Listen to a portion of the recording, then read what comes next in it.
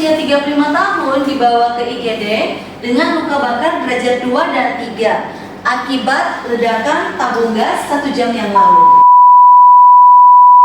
Assalamualaikum warahmatullahi wabarakatuh. Salam sejahtera, salam sehat untuk kita semua. Yang saya hormati tim penilai eksternal PDD UKT-PT Sertifikasi Dosen. Perkenalkan, saya Santalia Banetondok, Eskap Nurse MCAP.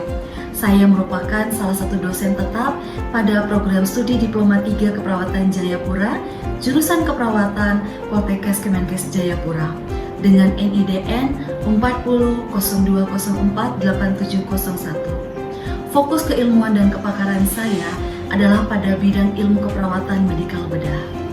Sementara materi pembelajaran pada mata kuliah Keperawatan Medikal Bedah 2 terdiri dari konsep dan praktik asuhan keperawatan pada pasien dengan gangguan kebutuhan aktivitas akibat patologis sistem persarafan, muskuloskeletal, dan sistem indera.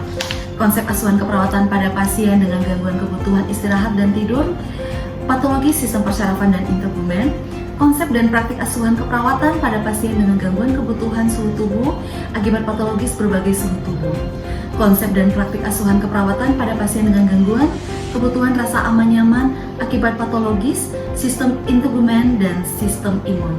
Dan yang terakhir, konsep dan praktik asuhan keperawatan perioperatif.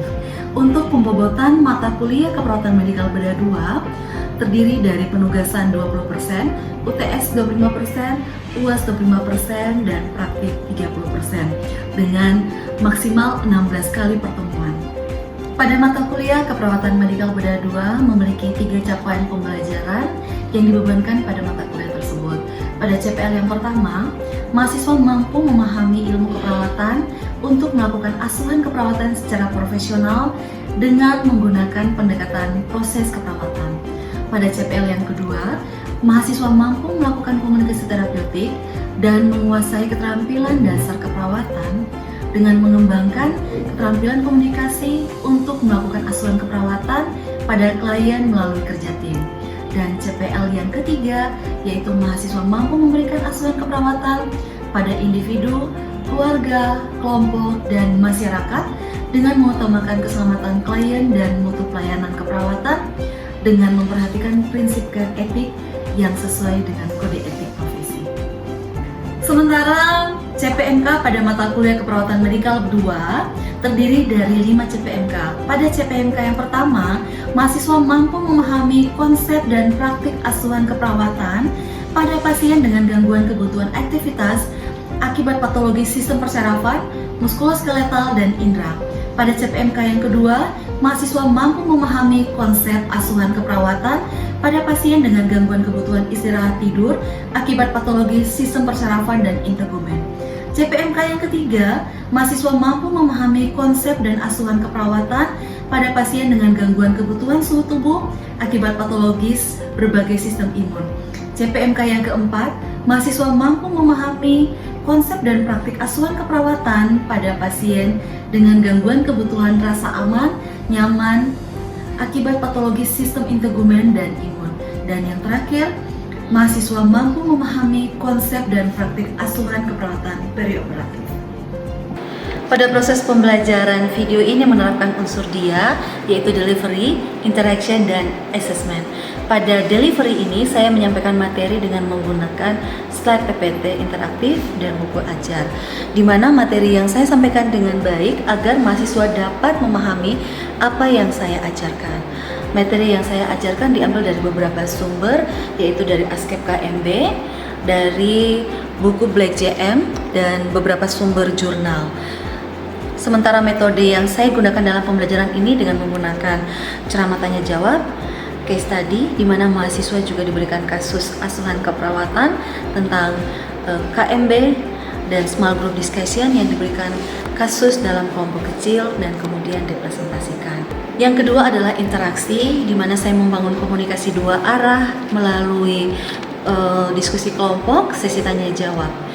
Pada tahap ini, interaksi yang saya bangun dengan mahasiswa adalah untuk menstimulasi mahasiswa untuk bertanya terkait kasus-kasus keperawatan medikal bedah 2 yang biasanya mereka temui di kehidupan mereka sehari-hari. Pada tahap ketiga yaitu asesmen, saya mengukur ketercapaian belajar mahasiswa melalui kuis interaksi di akhir sesi, pemecahan studi kasus, dan pemberian penugasan mandiri yang terukur. Demikian pemaparan singkat saya tentang RPS Keperawatan Medikal Bedah 2. Video ini juga akan menampilkan proses pembelajaran yang saya lakukan bersama mahasiswa. Selamat menyaksikan. Selamat siang semuanya. Siang, Ibu. Selamat berjumpa kembali di semester ini. Setelah UTS yang sudah kalian lewati, sekarang ini kita masuk dengan materi konsep dan praktik asuhan keperawatan pada gangguan rasa aman nyaman akibat patologis sistem dokumen, dalam hal ini kombusio atau luka bakar. Oke, pertemuan kali ini membahas tentang kombustio, ya. Pasti di antara kalian pernah mengalami luka bakar. Ini contoh pada pasien dengan luka bakar. Ini adalah penampang dari anatomi kulit atau sistem dokumen. Nah, kulit sendiri itu ada terbagi dari 3 lapisan, yaitu epidermis, dermis, dan subdermis. Pada bagian dalam dari kulit itu ada pembuluh darah, saraf, dan folikel. Nah, fungsi dari kulit itu sendiri adalah sebagai pelindung atau skin barrier agar kulit atau tubuh bisa terlindungi dari radikal atau paparan radikal kan, dari paparan sinar matahari dan lain sebagainya. Jadi dia melindungi bagian organ-organ dalam. Oke, untuk memperkirakan total luas luka bakar bisa kita tentukan dengan metode rule of 9, ya, bisa kita lihat pada slide. Metode rule of 9 sendiri bisa kita tentukan berdasarkan pada bagian-bagian organ tubuh yang mengalami luka bakar.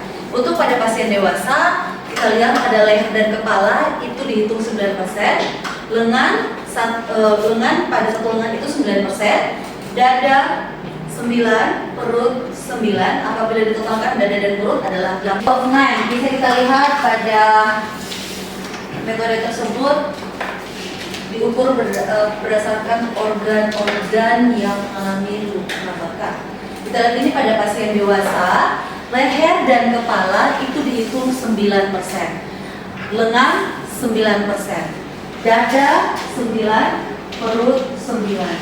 Apabila dada dan perut itu dihitung adalah 18. Pada bagian punggung belakang secara keseluruhan itu adalah 18. Bagian kaki dan tungkai bawah dihitung 18, dan perineum atau bagian genitalia itu dihitung 100%. Nah, pada keseluruhan nilai presentasi yang ada pada metode rule of 9 ditotalkan adalah 100%. Luka bakar pada daerah tangan, pada daerah dada, pada tangan kiri, dada, dan kaki kiri, maka berapakah total luas luka bakar pasien tersebut?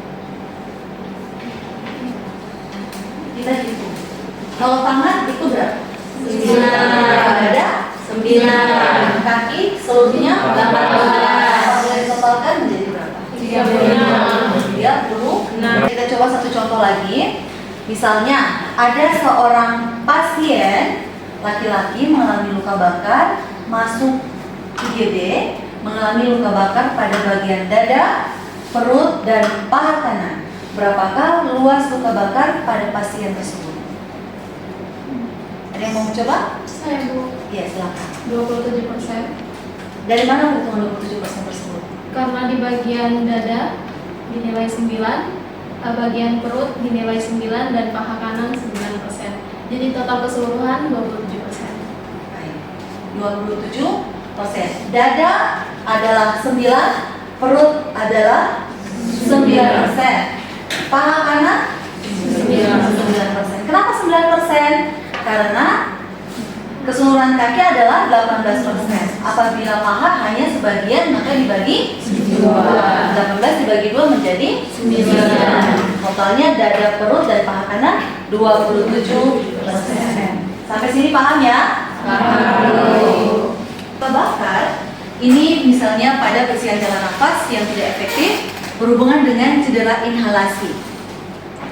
Hipovolemia berhubungan dengan kehilangan cairan aktif melalui evaporasi luka bakar dan perpindahan cairan ke ruang ketiga. Dan yang ketiga, diagnosa yang dapat muncul pada kasus luka bakar itu adalah nyeri akut berhubungan dengan agen pencedera fisik. Nah, disebabkan karena apa? Adanya kerusakan-kerusakan ujung-ujung saraf pada bagian kulit.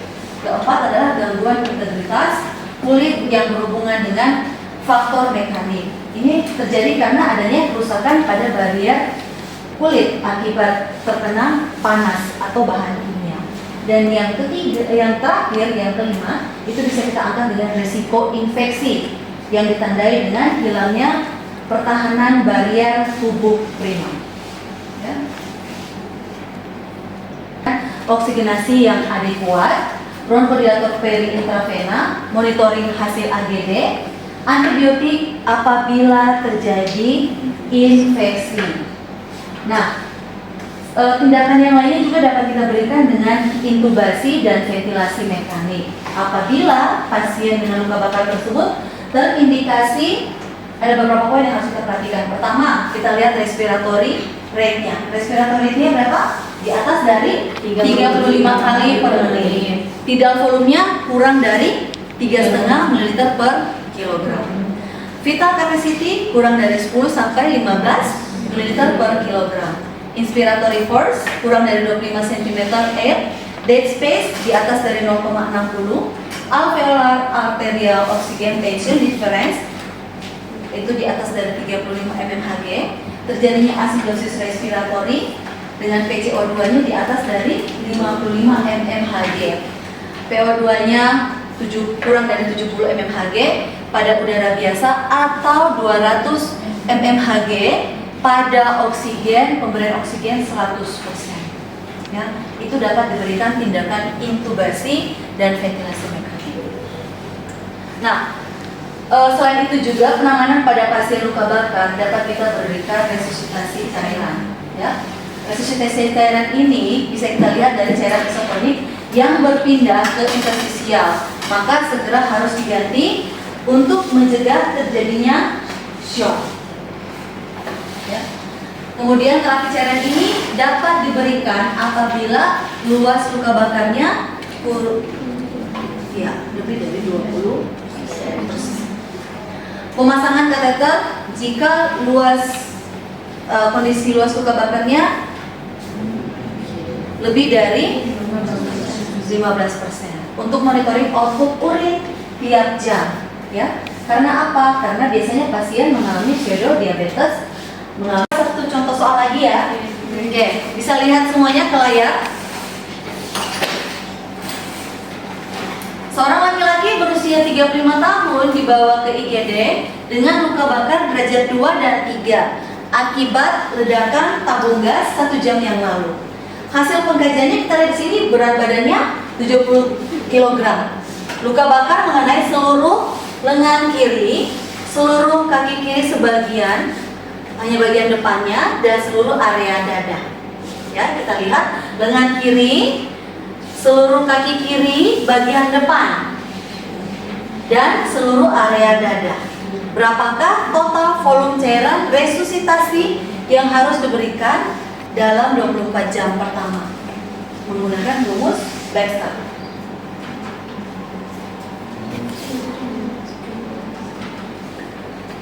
Kita hitung dulu luas luka bakarnya. Kita cari tahu dulu luas luka bakarnya berapa. Pada daerah lengan kiri, seluruh kaki kiri bagian depan, dan seluruh area dada. Kira-kira berapa luas luka bakarnya? Kita tentukan dulu luas luka bakarnya berapa? 27%. Berapa? Lengan kiri berapa? 9. Seluruh kaki kiri bagian depan 9. Dada 9. Jadi 27%. Sekarang tinggal hitung kebutuhan cairannya dalam 24 jam. Berapa kebutuhan? 560.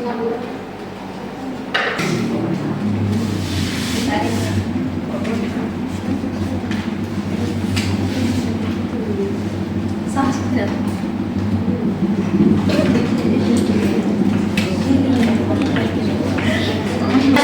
Baik, ada yang sudah dapat jawabannya? Saya Bu. Baik, silakan ya Toh.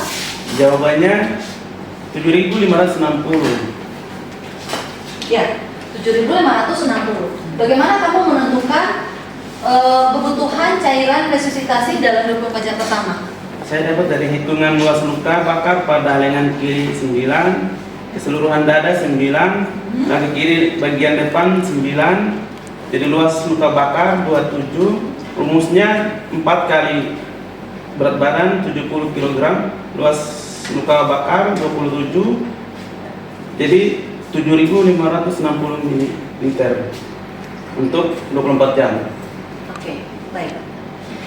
Kita bisa lihat di sini untuk menjawab soal tersebut yang dilakukan pertama adalah analisis luka bakar. Tadi Yota sudah mulai menghitung luas luka bakar dengan menggunakan metode rule of 9. Ya, kita lihat seluruh lengan kiri adalah 9%. Seluruh kaki kiri bagian depan atau setengah dari kaki penuh itu dihitung 9%. Seluruh area dada tidak termasuk perut itu dihitung 9%. Jadi totalnya 9 tambah 9 tambah 9 adalah 27%. Oke. Langkah kedua adalah dengan menentukan cairan dengan menggunakan rumus Parker.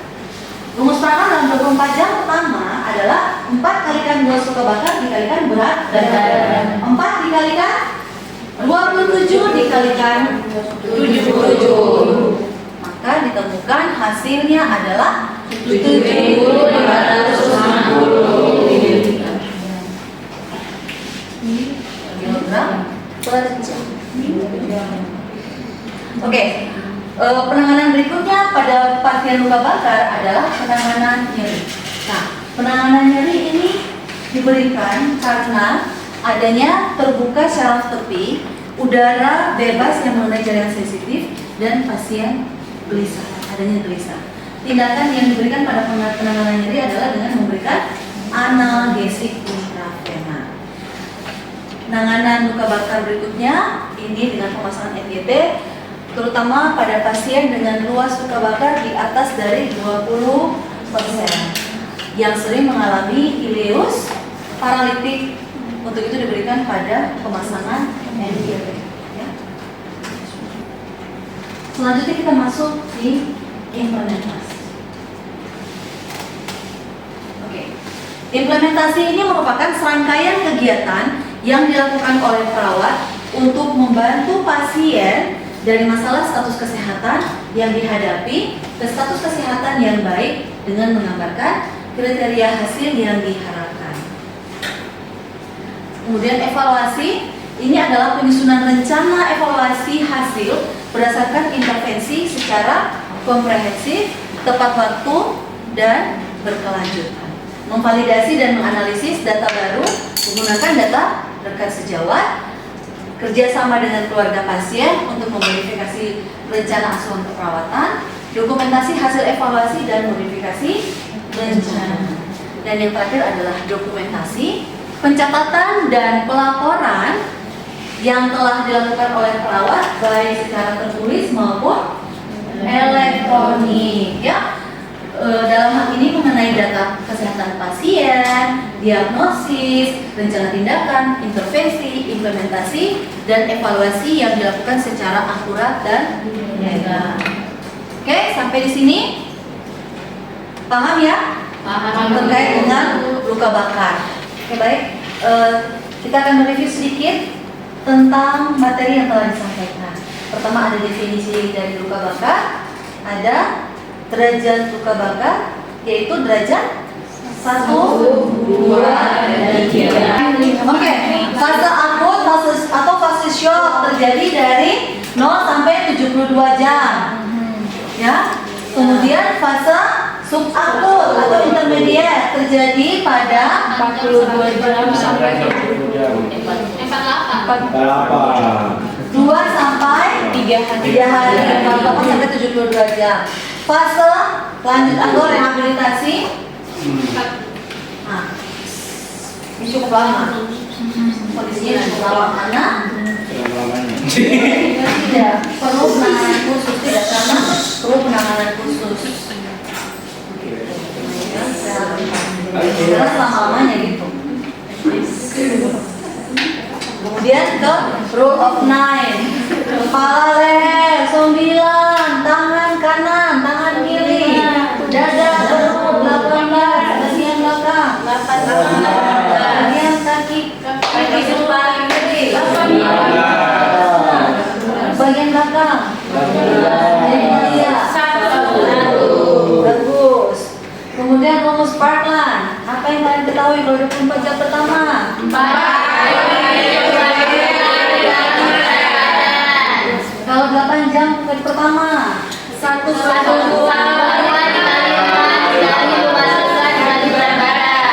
8 jam kedua dan ketiga?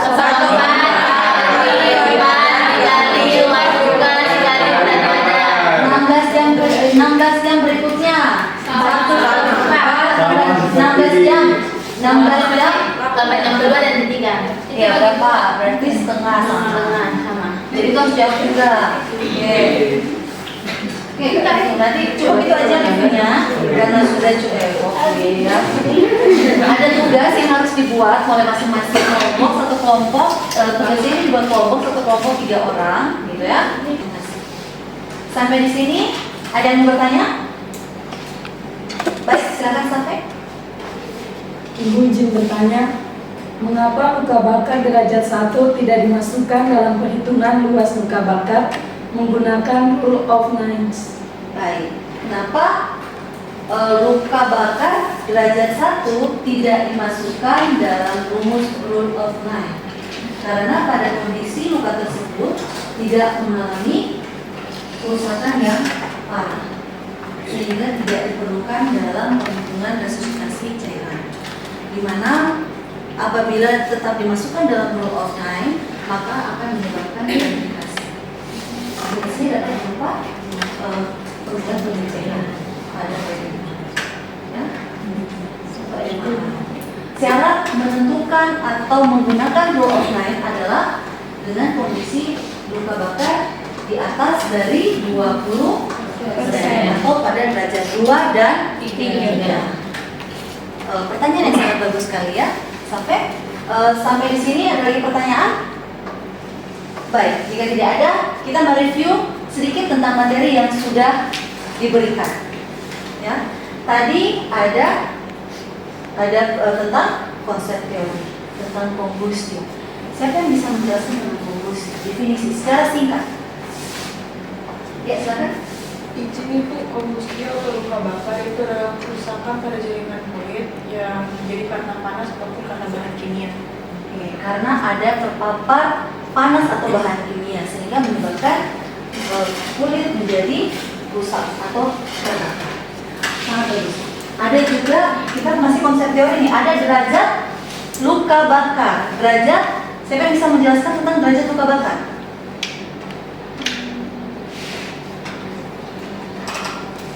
Izin menjawab Ibu. Derajat luka bakar terdiri dari 3. Yang pertama yaitu derajat 1 atau superficial yang terjadi pada lapisan epidermis. Yang kedua derajat 2 terjadi pada lapisan dermis. Dan yang ketiga derajat 3 terjadi pada lapisan subkutan. Terjadi pada lapisan subkutan sampai dengan ke tulang. Sangat bagus, ya. Ternyata ada juga fase luka bakar. Nah, ada fase luka bakar. Fase luka bakar itu ada 3. Siapa yang bisa sebutkan 3? Saya Ibu. Oke, silakan. Jadi di sini fase kombustion itu ada 3. Yang pertama fase akut atau yang biasa disebut dengan shock, itu dia terjadi di 0 sampai 72 jam pertama. Terus yang kedua itu ada subakut atau intermediate, itu dia di 48 sampai 72 jam pertama atau 2 sampai 3 hari. Terus fase yang ketiga itu ada fase lanjut atau fase rehabilitasi. Itu tuh dia bisa sampai 1 bulan atau lebih karena dia membutuhkan penanganan yang lebih lanjut, Ibu. Oke, sangat tepat untuk Sarah.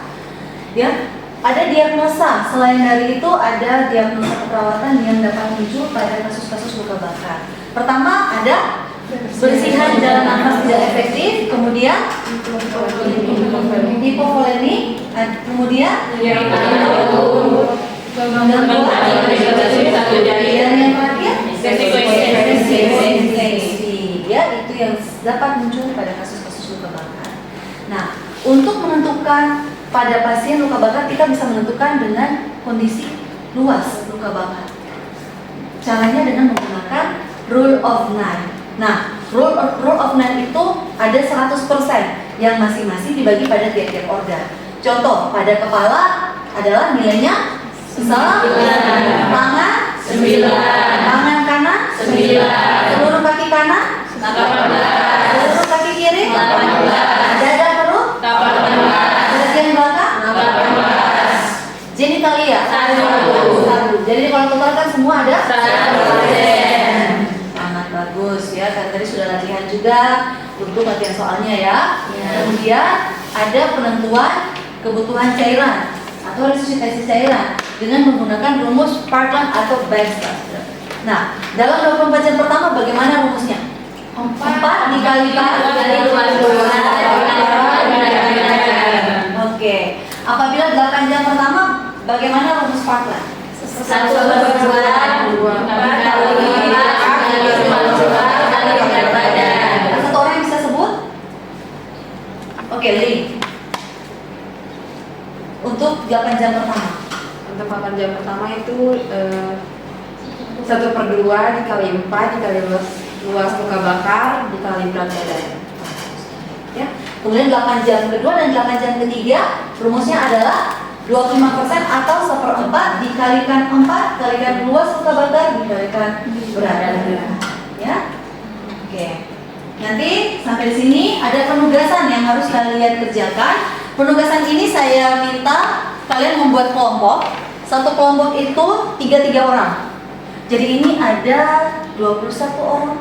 Saya minta dibentuk 3 orang, jadi ada 7 kelompok. Penugasan ini dikerjakan dalam waktu 3 hari, dikumpulkan dalam link Google Drive. Ya. Ini penugasannya seorang laki-laki berusia 40 tahun dibawa ke IGD RSUD oleh pemadam kebakaran setelah terjebak di dalam gudang yang terbakar selama 20 menit. Kejadian berlangsung 1 jam yang lalu. Jadi kita lihat sini data klinisnya. Pasien mengeluh sesak nafas, suara serak dan mengeluh, nyeri luar biasa di area luka bakar. Pemeriksaan fisik terdapat gelagat hitam di area lubang hidung, bulu hidung tampak terbakar dan sputum berwarna kehitaman. Tampak luka bakar melepuh, kemerahan dan sebagian berwarna putih pucat pada area seluruh dada anterior, seluruh lengan kanan dan seluruh paha kiri. Tanda-tanda vital 90/60, tekanan darah 115,